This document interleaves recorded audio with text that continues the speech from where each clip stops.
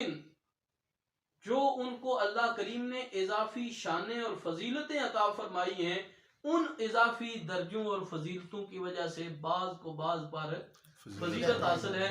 اس کی تشریح بھی قرآن میں یوں ہے، تِلْكَ الرُّسُلُ فَضَّلْنَا بَعْضَهُمْ عَلَىٰ بَعْضٍ، کہ یہ جو نبیوں اور رسولوں کی جماعت ہے، ان میں سے بعض کو ہم نے بعض پر فضیلت دی ہے۔ مثال کیا ہے؟ فرمایا مِنْهُمْ مَنْ كَلَّمَ اللَّهُ، اور ان میں سے ایسے نبی بھی ہیں جن کے ساتھ اللہ نے کلام فرمایا ہے۔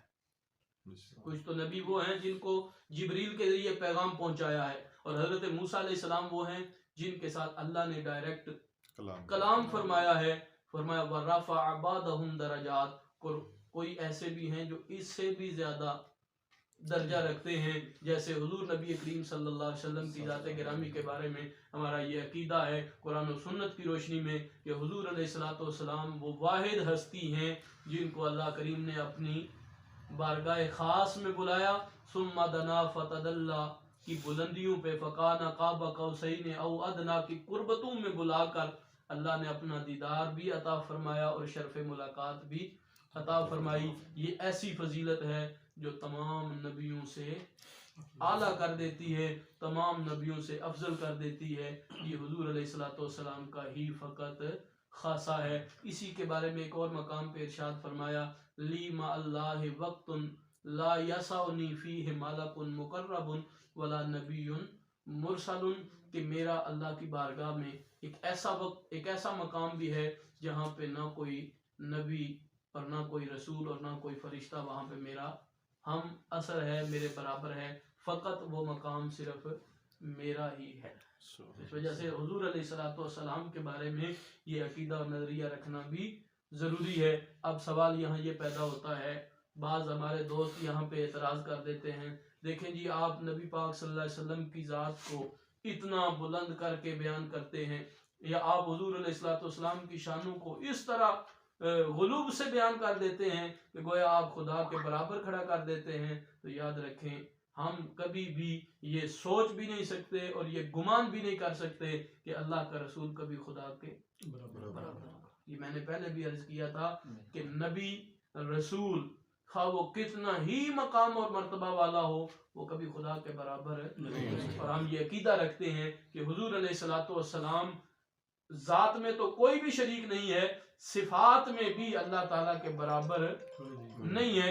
حضور علیہ السلام کی جتنی بھی صفات ہیں، جتنی بھی شانیں ہیں، یہ اللہ تعالیٰ کی عطا کردہ ہیں، یہ اللہ تعالیٰ کی عطا کردہ ہیں، اور اللہ تعالیٰ کی جتنی بھی صفات اور شانیں ہیں وہ اس کی ذاتی ہیں، ذاتی اور عطائی کبھی برابر نہیں ہوتے۔ اب رہی ذات الہی کے بارے میں ہمارا عقیدہ ہے کہ ماننا ہے، وہ ہم نے دیکھا اللہ کو، ہم نے دیکھا نہیں ہے، فقط ایمان لانا ہے۔ اللہ کے رسول نے کہہ دیا کہ اللہ ہے تو ہم کہتے ہیں اللہ ہے۔ کیسے ایمان لانا ہے؟ یہی ایمان کی اصل ہے کہ بغیر دیکھے نبی کی زبان کے اوپر یقین کر کے کہنا۔ واقعہ معراج کے متعلق بھی اور دیگر مقامات پر بھی صحابہ کرام کے اس عقیدے کی مثال بیان کی گئی کہ جب حضور معراج سے واپس آئے تو لوگوں نے انکار کرنا شروع کر دیا، کہا جی یہ ناممکن ہے کہ کوئی بندہ اتنے تھوڑے سے عرصے میں اتنی بڑی سیر کر کے واپس آ جائے۔ تو حضرت صدیق اکبر رضی اللہ تعالیٰ عنہ پاس تھے، تو آپ نے اپنے عقیدے اور نظریے کا اظہار فرمایا۔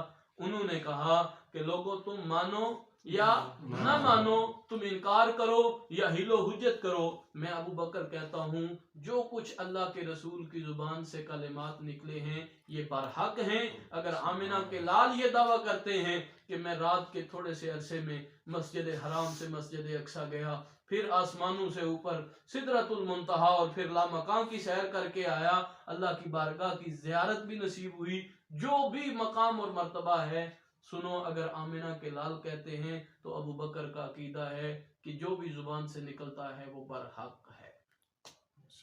یہ ہے عقیدہ حضرت صدیق اکبر رضی اللہ تعالیٰ اور دیگر صحابہ کرام کی۔ بہت ساری مثالیں ہیں، یہاں پہ بیان کرنا ممکن نہیں کہ بن دیکھے بغیر دیکھے اللہ کی ذات کے اوپر یقین کر لیتے ہیں۔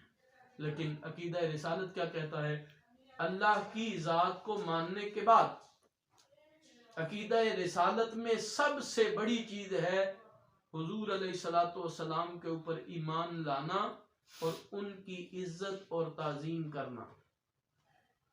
ایمان لانے کا مطلب کیا ہے؟ کہ ہم زبان سے اقرار کر لیتے ہیں کہ آپ واقعی اللہ کے سچے رسول ہیں، اور دل سے تصدیق کرتے ہیں کہ ہمارا دل بھی گواہی دیتا ہے کہ واقعی یہ اللہ کے سچے رسول ہیں. اگر زبان سے فقط کہہ دیں کہ یہ اللہ کے سچے رسول ہیں اور دل میں یہ بات کھٹکتی رہے کہ پتہ نہیں یہ بات سچ ہے یا غلط ہے، پتہ نہیں یہ ٹھیک ہے، کہاں تک ٹھیک ہے کہاں تک غلط ہے، اگر دل میں کھٹک رہی ہے تو پھر آپ ایمان والے کہلانے کے قابل نہیں ہوں گے. ایمان والے تب ہوں گے جب آپ زبان سے اقرار کریں گے اور آپ کے دل سے بھی آواز آئے گی کہ واقعی جو میں نے زبان سے اقرار کیا ہے یہ سچ ہے. یہ ہے حضور پر ایمان لانا. اور عزت کیا ہے، تعظیم کیا ہے؟ اللہ کی ذات کے بعد سب سے زیادہ عزت کا اور تعظیم کا حقدار ہے تو وہ حضور نبی کریم صلی اللہ تعالی علیہ وسلم. اب تعظیم کی آخری حد کیا ہے؟ تعظیم کی آخری حد ہے سجدہ. جب آپ کسی کی عزت اور تعظیم کرتے ہیں تو اس کی آخری انتہا یہ ہے کہ آپ اپنا ناک اور اپنی یہ پیشانی عزت والی جگہ زمین پہ رکھ دیتے ہیں اور کہتے ہیں کہ ہم اپنی ساری عزت تیرے قدموں میں رکھ رہے ہیں. یہ عزت کی انتہا ہے. اللہ کی بارگاہ میں جب ہم سجدہ کرتے ہیں تو اللہ تعالیٰ کی عزت کی انتہا کرتے ہیں. یہاں پہ قید رکھ دی گئی. حضور علیہ الصلوۃ والسلام نے فرمایا کہ میری شریعت میں سجدہ تعظیمی جائز نہیں ہے. ایک آپ سجدہ کسی کو نہیں کر سکتے، اللہ کے سوا کسی کو سجدہ نہیں کر سکتے. باقی جتنی بھی تعظیم کریں گے وہ کیا ہے؟ جائز ہے. وہ کیا ہے؟ جائز ہے. اب سجدے کے علاوہ جتنی بھی تعظیم حضور علیہ الصلوۃ والسلام کی جائے وہ جائز. اگر کوئی حضور علیہ الصلوۃ والسلام کے قدمین مبارک کو چومتا ہے تو یہ جائز ہے. اگر کوئی اپنا سر سجدے کی نیت کے بغیر حضور کے قدموں پہ رکھ دیتا ہے تو یہ جائز ہے، کیونکہ سجدہ کرنے کے لیے سب سے پہلے آپ کی نیت کا ہونا ضروری ہے. اگر آپ کی نیت نہیں ہے سجدے کی تو پھر سجدہ ادا نہیں. آپ نماز پڑھنے کے لیے یا سجدہ تلاوت کرنے کے لیے ہی یا سجدہ کسی بھی قسم کا سجدہ کرنے کے لیے آپ جاتے ہیں تو سب سے پہلے آپ نیت کریں گے کہ میں اللہ کی بارگاہ میں سجدہ کرنے کی نیت کرتا ہوں، ارادہ کرتا ہوں. اگر نیت نہیں تو سجدہ نہیں ہوگا. تو جب آپ کسی کی تعظیم کرنے کے لیے جھکتے ہیں تو آپ کی نیت ہونی چاہیے کہ میں کیا کر رہا ہوں؟ تعظیم کر رہا ہوں، سجدہ نہیں کر رہا. جب آپ سجدے کی نیت نہیں کریں گے، فقط تعظیم کی نیت کریں گے تو پھر آپ اگر اس کے سامنے اپنا سر جھکا بھی دیتے ہیں، خواہ وہ باپ ہو، استاد ہو، مرشد ہو یا حضور علیہ الصلوۃ والسلام کی ذات گرامی ہو، تو یہ شرک نہیں ہوگا، کیونکہ ہم کسی کو بھی خدا نہیں سمجھتے اور نہ ہی خدا کے برابر سمجھ رہے ہیں. حتی المقدور کوشش کرنی چاہیے کہ آپ تعظیم کی اس حد تک نہ جائیں. یہ اسلام منع کرتا ہے کہ ایسا عمل بھی نہ کرو جس سے تم پر تہمت لگنے کا اندیشہ ہو.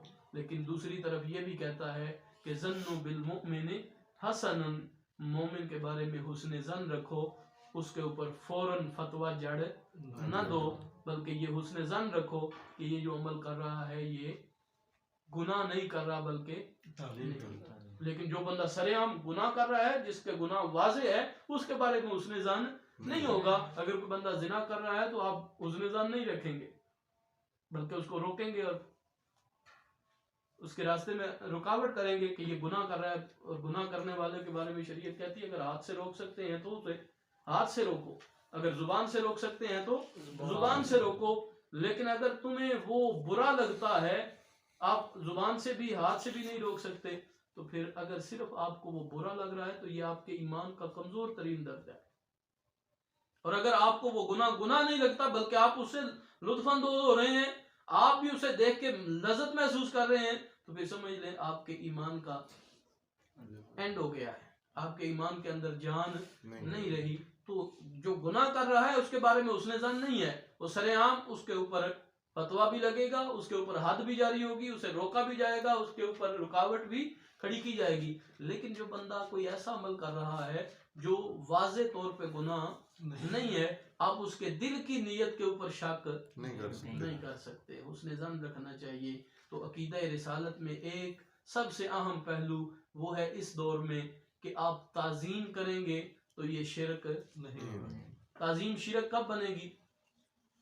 جب آپ تعظیم میں سجدہ کریں گے، جب آپ تعظیم میں سجدہ کریں گے تو یہ شرک ہو جائے گا، یہ منع ہے۔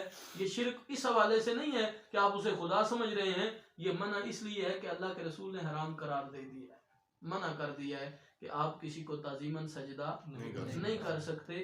تو اس لیے سجدے سے کم، اور سجدے کے لیے ضروری ہے کہ آپ کے جو اعضائے سجدہ ہیں وہ زمین کے اوپر ٹکے ہوئے ہوں اور آپ کی نیت بھی ہو، تب سجدہ ہوتا ہے نا۔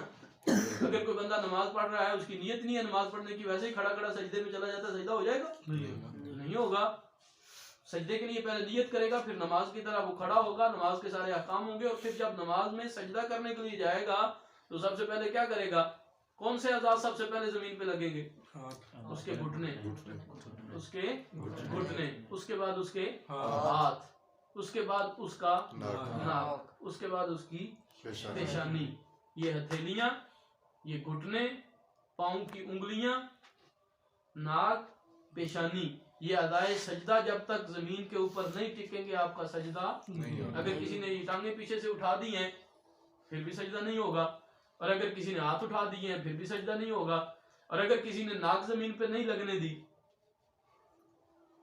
پھر بھی سجدہ نہیں ہوگا۔ اگر کوئی بندہ ناک صرف رکھ دیتا ہے اور پیشانی نہیں رکھتا پھر بھی سجدہ نہیں ہوگا۔ تو سجدے کے لیے پہلے نیت اور اس کے بعد اعضائے سجدہ کا زمین کے اوپر ٹکا ہوا ہونا یہ ضروری ہے۔ اور اگر کسی کے اعضائے سجدہ مکمل زمین پہ ٹکے ہوئے نہیں ہیں اور اس کی نیت بھی سجدہ کرنے کی نہیں ہے تو پھر آپ اس کی نیت کے اوپر شک نہیں کر سکتے۔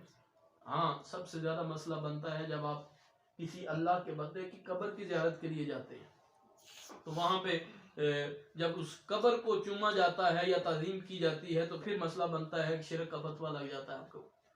تو قبر کے اوپر حاضری دینے کا جو طریقہ شریعت نے بیان کیا وہ یہ ہے کہ آپ قبر سے فاصلے پر کھڑا ہو، 1 گز کے فاصلے پر کھڑے ہو کے وہاں پہ اگر آپ نے فاتحہ پڑھنی ہے تو فاتحہ پڑھیں، وہاں پہ ان کے لیے بخشش اور مغفرت کی دعا کرنی ہے، یا ان کے وسیلے سے اللہ کی بارگاہ میں دعا مانگنی ہے تو فاصلے پہ کھڑے ہو کے دعا مانگیں۔ یہ شریعت نے طریقہ بیان کیا ہے۔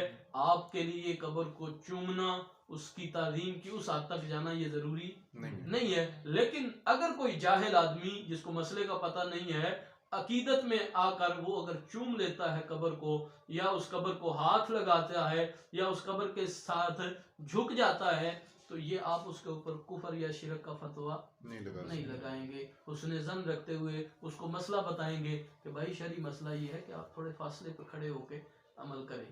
ایسا نہ ہو کہ آپ کا یہ عمل کرنے کی وجہ سے کوئی کل آ کے سجدہ کرنا شروع کر دے اور بات بگڑ جائے، اس لیے یہ احتیاط ضروری ہے۔ لیکن اگر کوئی بندہ مسئلہ نہ معلوم ہونے کی وجہ سے یا اپنے والدین کی قبر کو بندہ عقیدت کے اور محبت میں آ کے چوم بھی لیتا ہے تو آپ اس کے اوپر فتویٰ نہیں لگائیں گے۔ تو عقیدہ رسالت میں سب سے پہلی چیز ہے کہ ہم تمام نبیوں اور رسولوں کو مانتے ہیں، ان کی نبوت اور رسالت کا اقرار کرتے ہیں، زبان سے یہ اعلان کرتے ہیں کہ اللہ نے جتنے بھی نبی بھیجے ہیں اور جتنے بھی رسول بھیجے ہیں وہ سارے کے سارے سچے ہیں۔ ہم سب کو اللہ کا نبی اور رسول مانتے ہیں، اور اس کے بعد آپ کے دل سے بھی یہی صدا آ رہی ہو، اور پھر اس کے بعد ہم کہتے ہیں کہ سارے نبی شان والے ہیں، لیکن جو شان اللہ نے میرے اور آپ کے آقا کریم صلی اللہ علیہ وسلم کو عطا فرمائی ہے وہ بے مثل اور بے مثال ہے۔ وہ تمام نبیوں کے سردار ہیں، تمام نبیوں کے امام ہیں، اور تمام نبیوں سے افضل اور اعلیٰ ہیں، اور جو ختم نبوت کی فضیلت اللہ کے رسول کو اللہ نے عطا فرمائی ہے وہ کسی اور رسول کو عطا نہیں فرمائی۔ اور ختم نبوت کے بارے میں بھی ہمارا عقیدہ ہے کہ حضور علیہ الصلوۃ والسلام کے بعد کوئی نبی یا رسول دنیا میں نہیں آنے والا جو آ کے نبوت اور رسالت کا دعوے دار ہوگا۔ اگر کوئی بندہ حضور کے ظاہری وصال کے بعد نبوت یا رسالت کا دعویٰ کرے گا تو اسے ہم کیا کریں گے؟ یہ جھوٹا ہے، یہ کذاب ہے، یہ دجال ہے، یہ کبھی نبی اور رسول ہو سکتا نہیں۔ یہ مثالیں موجود ہیں. حضور کے زمانے میں بہت سارے لوگوں نے اعلان نبوت کیا کہ ہم بھی نبی ہیں, ہم بھی نبوت میں شریک ہیں, ہمارا بھی نبوت میں حصہ ہے, ہم بھی حضور کے ساتھ ہیں. ٹھیک ہے, وہ کہتے تھے رسول اللہ کو بھی مانو لیکن ہمیں بھی مانو. جس طرح مرزا قادیانی کے ماننے والے کہتے ہیں تم رسول کا بھی کلمہ پڑھو اور ہمارے مرزا صاحب کو بھی مانو. ہرگز ایسا ہو سکتا نہیں. ایسے لوگوں کے ساتھ صحابہ کرام نے جنگیں کی. ان میں مسلمہ کذاب ہے, اسود انسی ہے, یا اور بہت سارے نام آتے ہیں. تو حضور نے فرما دیا تھا کہ میرے بعد کوئی نبی اور رسول نہیں ہے. تو ہمارا عقیدہ ہے کہ اگر کوئی بندہ ایسا دعویٰ کرے گا تو وہ جھوٹا کہلائے گا, اسے ہم نبی یا رسول نہیں مانیں. تو یہ عقیدہ رسالت ہے, عقیدہ نبوت ہے. اور اس کے بارے میں ہمارا جو عام سادہ لفظوں میں مختصر جو ہمارا عقیدہ ہے وہ میں نے آپ کے سامنے پیش کیا. اللہ مجھے آپ کو سمجھنے اور عمل کرنے کی توفیق عطا فرمائے.